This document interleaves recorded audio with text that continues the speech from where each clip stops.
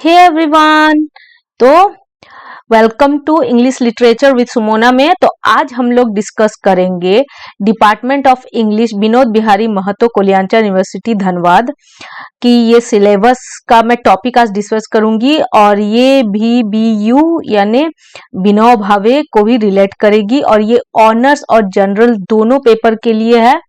इसकी जो सिलेबस है ना, ये दोनों पेपर को ही कवर करेगी, चाहे वो जनरल हो या फिर वो मतलब ऑनर्स पेपर के लिए। ओके, तो bachelor of art second semester को डिस्कस कर रहे हैं। मैंने इससे पहले ये सारा बता दिया था जो भी सिलेबस है सेमेस्टर का। तो आज हम लोग डिस्कस करेंगे यूनिट 1 से। मैं स्टार्ट कर रही हूँ। तो यूनिट 1 में मैं आज इसमें जो है social, political, religious and economic condition of the respective periods in Indian writing in English का जो ये फर्स्ट फ्रेज है, मैं फर्स्ट फ्रेज को आज कवर कराऊंगी, फिर नेक्स्ट सेशन में मैं सेकंड फ्रेज को करवाऊंगी। तो फर्स्ट फ्रेज में हम लोग क्या क्या पढ़ेंगे, इस चीज को हम लोग यहाँ पर आज देख लेंगे। ठीक है, कि क्या क्या है इसमें।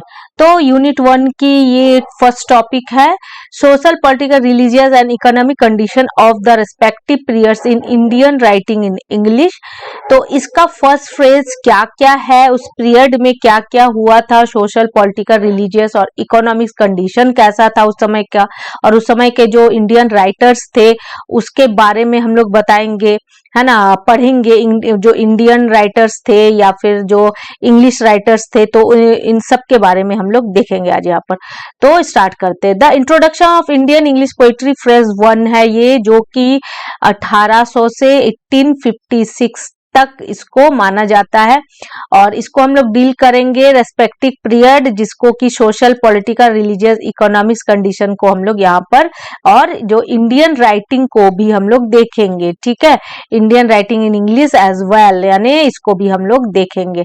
तो फिर स्टार्ट करते हैं इसके फर्स्ट इसका जो इंट्रोडक्शन है। The first phase also known as period of imitation. जो फर्स्ट पीरियड है ना, उसको पीरियड ऑफ इमिटेशन, यानी बोला जाता था ना कि उस समय का जो इंग्लिश लैंग्वेज था तो वो इंडियन के लिए टोटली क्या था, न्यू था।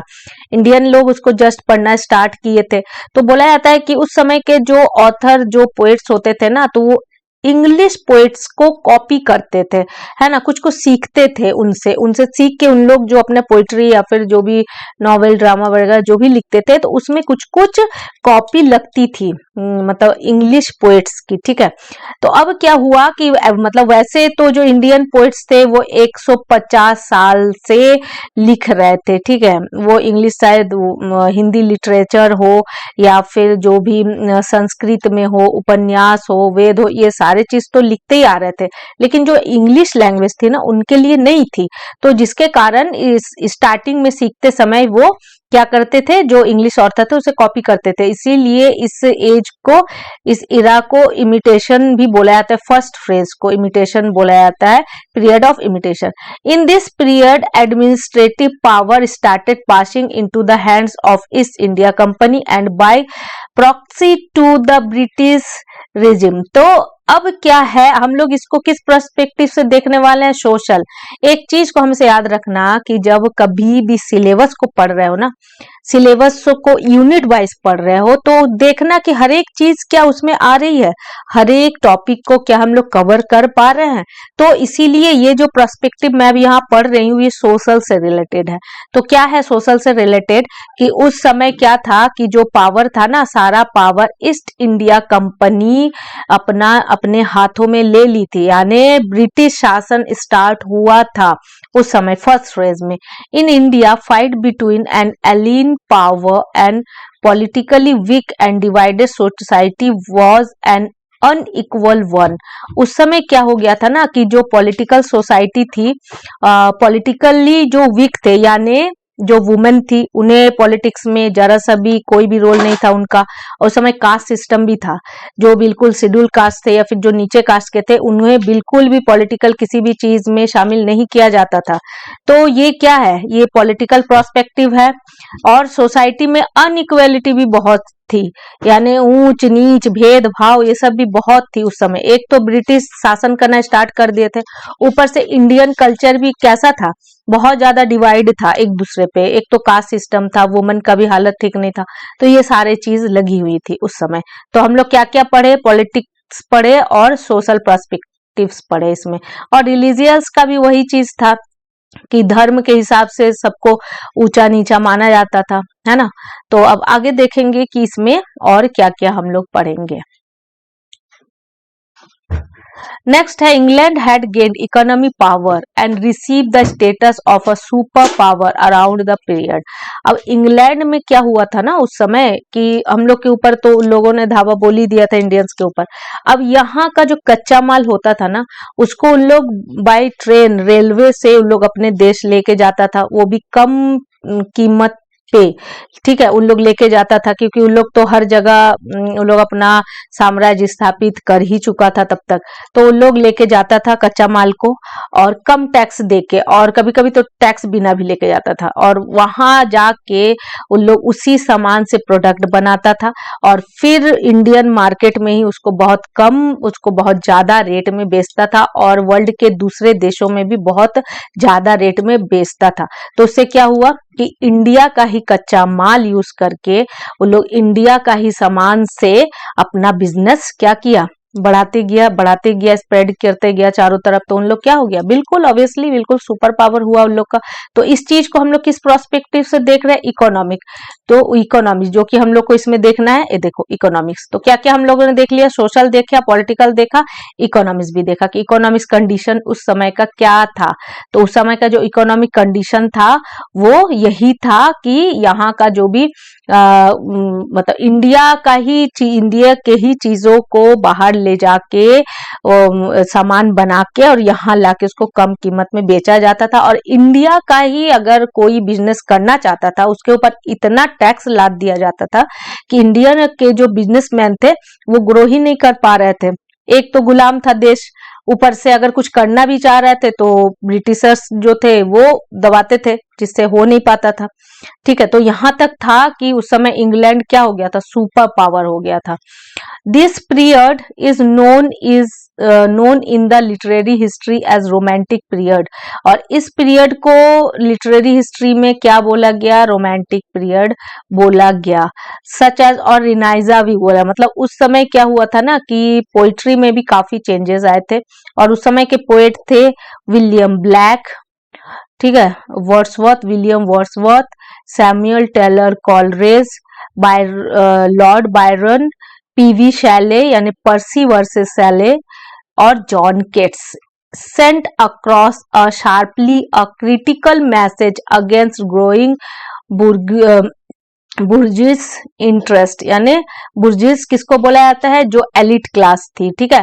तो उस समय क्या हुआ था कि ये जो इंग्लिश पोएट थे ना, ये लोग उस समय के सोसाइटी को देख के, जो ऊंच नीच था, भेदभाव था, बुर्गिस लोग जो थे, एलिट लोग थे, वो उन्होंने सब कुछ अपने हाथों में कंट्रोल ले लिया था। जो गरीब बहुत ज्यादा गरीब होते जा रहा था, अमीर और ज्यादा अमीर होते आ रहा था, सिचुएशन बहुत ही इधर उधर था। तो ये जो इंग्लिश पोएट्स थे ना, उस समय क्रिटिकल मैसेज देते थे, इनके अगेंस्ट में लिखते थे कि इन लोग अपने थ्रू पोइट्री लोग बहुत कुछ समाज को क्या देना चाहते थे, संदेश देना चाहते थे कि ये गलत है, ऐसा नहीं होना चाहिए, या फिर बहुत कुछ अपोजिट में, बहुत कुछ अगेंस्ट में लिखते थे। तो ये जो इंडिया के सपोर्ट में ही लिखते थे, इसलिए इन लोग उस समय के बहुत ज्यादा फेमस पोएट थे। क्या मतलब कौन कौन थे, फिर से देख लेते हैं। William black, William Wordsworth, ST college, Lord Byron और पीवी शैले, जॉन केट्स, ठीक है, इतने थे। हो गया। अब नेक्स्ट देख लेते हैं। नेक्स्ट है खोले ना, इंडियन पोइट्री इन इंग्लिश, ठीक है।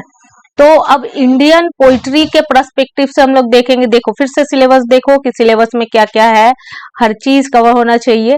अब इंडिया में इतना सारा तो हम लोगों ने कंडीशन देखा, ये सब कंडीशन था, ठीक है। और भी बहुत कुछ है जिससे क्या होगा, वीडियो बहुत ज्यादा लंबा हो जाएगा। मैं फिर जब पूरे सिलेबस को फिर से बताऊंगी तो फिर कुछ कुछ नोट्स मैं उसमें इंक्लूड करते जाऊंगी। और नोट्स भी ऐसा होना चाहिए ना कि बिल्कुल कम टू द पॉइंट होना चाहिए, ये नहीं कि उसमें दुनिया भर का, अगर लिखते जाओगे थ्योरी सब्जेक्ट में तो इतना लिख दोगे कि उसका तो कोई अंत नहीं है। लेकिन लिखना उतना ही चाहिए जितना सिलेबस में जितना पूछा है। मैं अभी क्वेश्चन आंसर भी सॉल्व करवाऊंगी, तो जैसा क्वेश्चन पूछेगा उस हिसाब से कितना वर्ड्स आता है एक आंसर को लिखने में, मैं वो हर चीज को बताऊंगी, कितना कितना वर्ड्स लेके एक आंसर फुलफिल कंप्लीट होता है, और जो क्वेश्चन पूछा गया है उसमें जो जो पूछा गया वो सब फुलफिल हो रहा है कि नहीं, आंसर में आ रहा है कि नहीं। अभी इसी चीज को हम लोग देखेंगे। अभी हम लोग इंडियन इंग्लिश पोएट्री को देखेंगे कि ठीक है, कि इंडियन इंग्लिश पोएट्री में क्या क्या उस समय हुआ था। ठीक है, इसलिए मैं बार बार सिलेबस को दिखा रही हूँ कि हर एक चीज को हम लोग को कवर करना कितना जरूरी है। तो यही चीज है इंडियन पोइट्री इन इंग्लिश। ठीक है, जो इंडियन पोइट्री था वो इंग्लिश में उस समय क्या हुआ हो गया था, स्टार्ट हो गया था होना।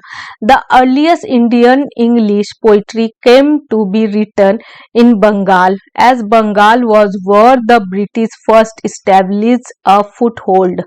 ठीक है, तो क्या हुआ था कि जब स्टार्टिंग में जो इंडियन इंग्लिश पोइट्री वो क्या हुआ था कि जो लिखा जाता था ना, तो वो सबसे पहले उसका जो सेंट्रलाइज्ड किया उस समय क्या हुआ था कि ब्रिटिश सबसे पहले कहाँ आया था, उन्होंने बंगाल में ही सबसे पहले अपना कदम रखा था। ठीक है, उन लोग बाय ये मतलब जो होता था नेवी, मतलब नेवी के थ्रू उन लोग इंडिया में सबसे पहले कदम रखा था।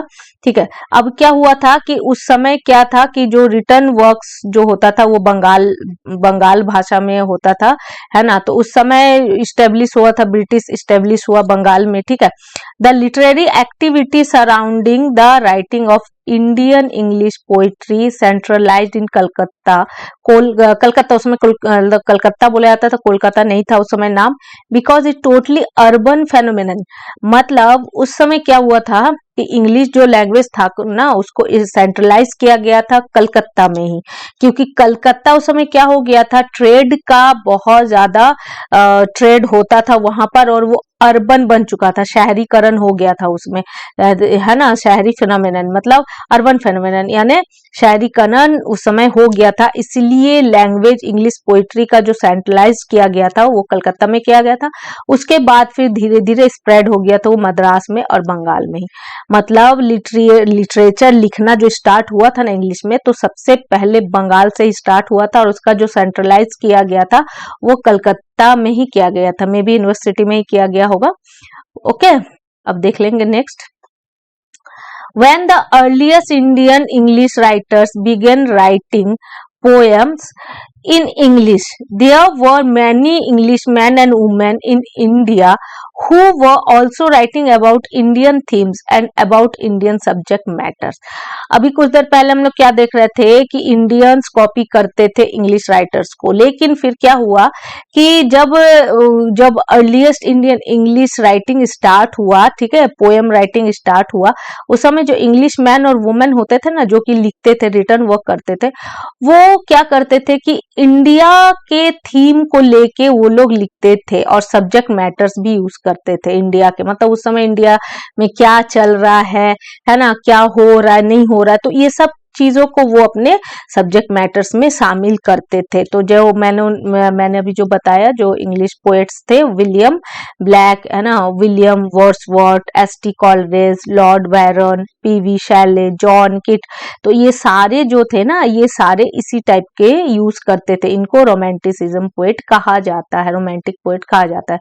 तो ये लोग क्या करते थे, उस समय की जो इंडियन सोसाइटी थी उसके थीम को, उसके सब्जेक्ट मैटर को अपने राइटिंग स्किल में शामिल करते थे। ओके, अब देख लेंगे ना जो इंडियन पोएट थे फर्स्ट फ्रेज के कौन कौन थे। There are some prominent writers, they play important role in Indian English poetry and literature. तो ये प्रोमिनेंट रोल के Raja Ram Mohan Roy, Henry Louis Vivian, Derozio, Michael Madhusudan Dutt और तोरू दत्त, इनके बारे में एक एक करके मैं बताऊंगी, क्योंकि सिलेबस में है, तुम लोगों के देख लो, ये देखो सिलेबस में मैं इनके बारे में ये नहीं, ये देखो HLV डेरोजियो, ठीक है, इनकी 2 पोयम है, इसको डिस्कस करेंगे। तोरू दत्त की है 2 पोयम, सरोजिनी नायडू है ना, निज़ाम अकाइल, फिर जयंत महापात्रा, केकी अंदारवाला, कमला दास, ये सब के बारे में डिस्कस कर, जो कि यूनिट 4 में है। तो इसलिए मैं यहाँ पर अभी डिटेल नहीं बताऊंगी, क्योंकि फर्स्ट फ्रेज का जितना भी है उतना ही कवर करना है, ठीक है। और अगर आता है कि पोएट के डिटेल लिखिए, इंडियन पोएट के, तो वो तो मैं बताऊंगी ही, सिलेबस में है, उस समय पोएट्स के डिटेल को लिख देना है, उनका डेट ऑफ बर्थ लिखना है, उन लोगों ने क्या क्या वर्क्स किए हैं, ठीक है। तो ये सारी चीजों को उस समय लिख देना है। तो ये सारा चीज है। राजा राममोहन राय का भी बहुत इंपॉर्टेंट रोल रहा है इंडियन सोसाइटी में, और ये हेनरी लुइस विवियन डेरोजी, इनको यंग बंगाल मूवमेंट में इनको ये शामिल हुए थे। और माइकल मधुसूदन ने भी बहुत ज्यादा, उस समय क्या हुआ था ना कि ये लोग ऐसा लिखते थे ना जो कि बिल्कुल आग का काम करती थी, है ना, जो कि जो वहाँ यंग जो भी यूथ थी, तो उन लोगों को बहुत कुछ मैसेज मिलता था इनके रिटर्न वॉक से। ओके, तो फिर आज के लिए इतना ही। जितना सिलेबस में है उसी तरह हम लोग ले लेके कवर करेंगे। इससे क्या होगा, टॉपिक लेंदी भी नहीं होगी, वीडियो उतनी ज्यादा बड़ी नहीं होगी, जिससे कि आप लोग को बोरिंग भी नहीं फील होगी, और अच्छे से समझ जाएंगे किसी भी चीज को। ओके, तो फिर आज के लिए इतना ही। अगर वीडियो अच्छी लगे तो लाइक शेयर सब्सक्राइब जरूर करो। Bye and take care of yourself.